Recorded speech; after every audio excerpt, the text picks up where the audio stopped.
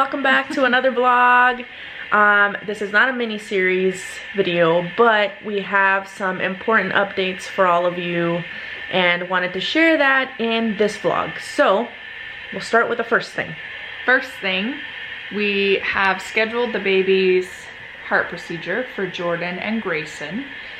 So I'll give you guys leading up to all of this. So we had questions as far as what recovery time looks like, should we hold off until after COVID, all of this stuff. So we ended up playing phone tag with the scheduling people a lot.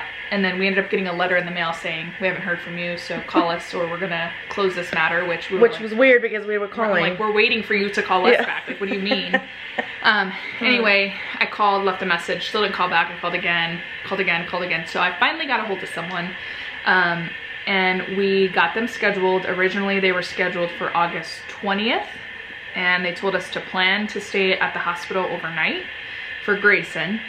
So we would have been there the 20th and 21st. And then we didn't want to have to deal with 2 recovering babies because, again, we still didn't know what recovery time or any of that stuff looked like. So we scheduled Jordan's for the 27th.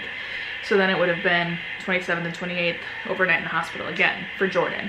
On top of that, they require a COVID test for each of them 3 days prior to their procedure date, and a kind of here's everything to expect from the doctor phone call the day before or a couple of days before the procedure. So we were looking at like being busy for August 17th for COVID test, and then August 18th for a phone call, and then procedure at 6 a.m. on August 20th, and then we get a couple of days to kind of recover, and then we'd be back all over again doing COVID test for Jordan on the 24th or whatever. So it was getting super overwhelming. So on top of that, I actually applied for a job at a company I used to work for, and I got it. It's a full-time job. Full-time job. Luckily, it's work from home initially with the potential once COVID kind of dies down to go back. Possibly the option to work remotely long-term or hybrid or something like that. But they wanted me to start basically ASAP because I've worked there and I've done the job before, so they were like, yeah, come as soon as you can kind of thing. And so it basically ended up being like a, oh crap, now I have to take all this time off. Well, and her start like was pretty close to when we scheduled all this stuff. Yeah. So everything's been kind of happening in parallel. Yeah, so that all happened. So that was an extra layer on top of all of this stuff. So then I was like, okay, well, how much time do we need off? Because I'll have to take the minimum. Maybe Cynthia can take a little bit more if we need it for recovery. But I used all of my FMLA when the babies were born, and like the entire, I think it was 12 weeks that I got. I used everything from the moment they were born to like, I have no more days, so I have to go back to work. So I didn't know where I stood on taking time off for the procedures. And it was a mess. Here we are. Super stressful. So I called them back and I said, we need to know what recovery time looks like for days off, for work and scheduling and all of that. And so they had the doctor actually give us a call, which was fantastic. He was like, first of all, I'm probably going to give you some information that you're going to want to change your scheduling for the procedures. And I was like, okay, thinking like, oh crap, like we need 2 weeks of recovery, right? So he basically said 2 days. And I said, well, what do you mean 2 days? And he says, 2 days is all you need. And that's really just to make sure that the site where they put the catheter in doesn't get wet. And I was like, so they're gonna be fine after 2 days. Yeah, keep in mind, it's not the heart that he's concerned about. He's like the leg where we put the catheter in to do the procedure, because the heart will be okay. And given that they stay there overnight, if anything happens, it'll happen while they're there. Yep, so he basically said, I keep them overnight because I don't trust them. Meaning kids are crazy and they're gonna do crazy things, so I'm gonna keep them in my watch for at least 24 hours or whatever. I keep them overnight. If anything's gonna happen, the risk of bleeding and all of that stuff is all within the first few hours. That's why they stay at the hospital.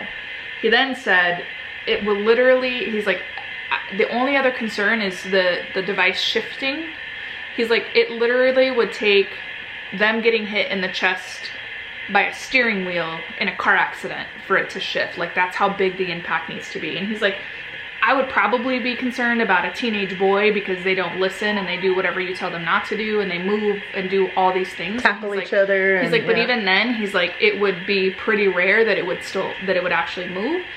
He said, so I'm going to tell you that I think you need to schedule them the same day to make your life easy. So I don't want you guys to have to go to COVID testing twice, come back to the hospital twice. And he's like, so schedule it the same day, whatever day works for you. That's what you should do. So we ended up scheduling them both for August 20th. So initially I was gonna take each baby to their procedure, and they only allow one parent because of COVID.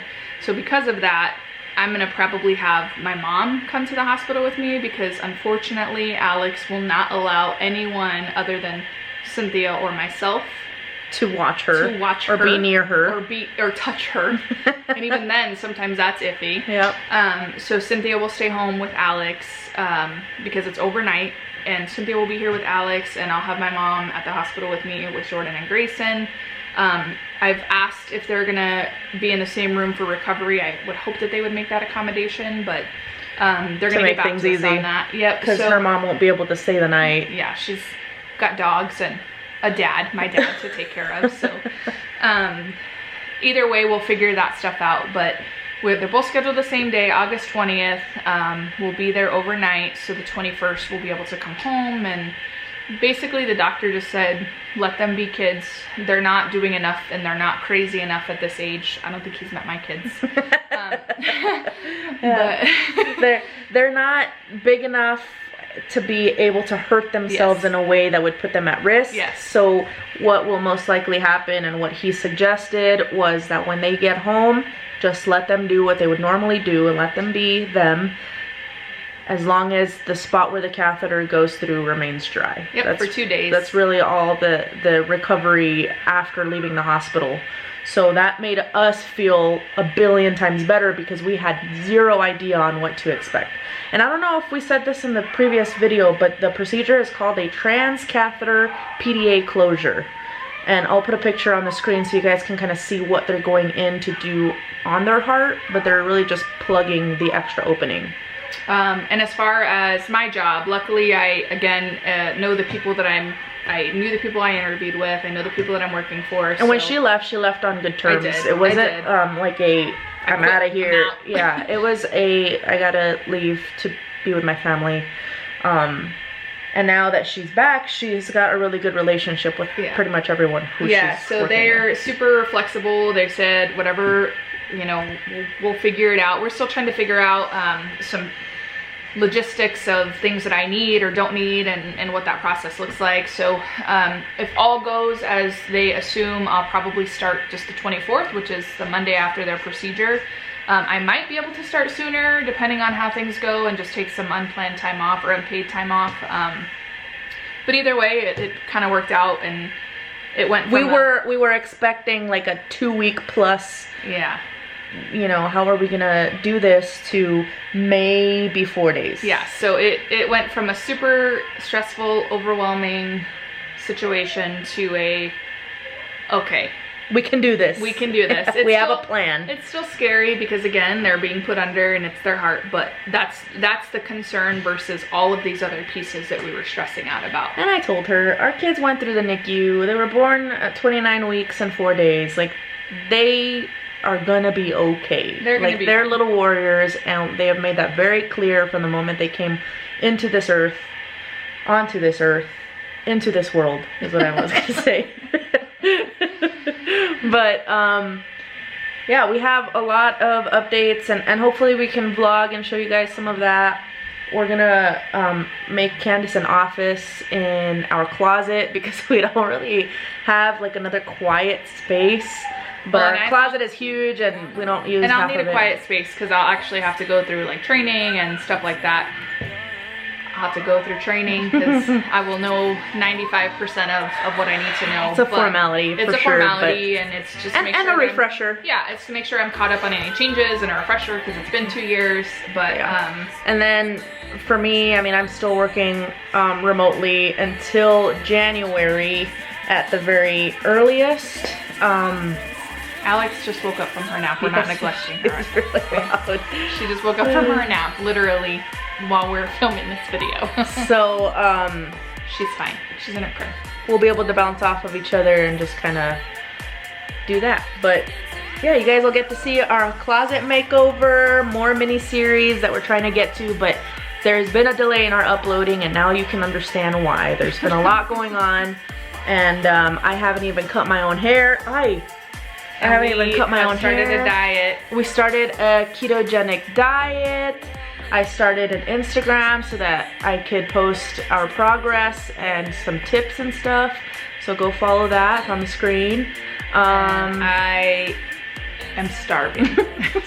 She's never done this diet before. I've done it, and even though we eat all the time.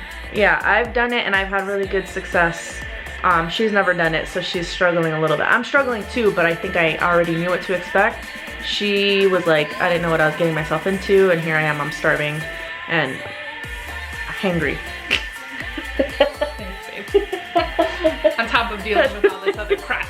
Yeah, but that's everything that we had update-wise on all of this stuff, and the next mini-series will either be me or Candice, whoever gets to film it first. I started it, but this was like 2 days ago, and I don't even know what I said. But we will get that uploaded, and then we'll just keep on going around. So, bye. Thank you guys for being here. Subscribe if you're new. Like, comment, bell notification. You guys know the drill. We love you. See you on the next one. Bye.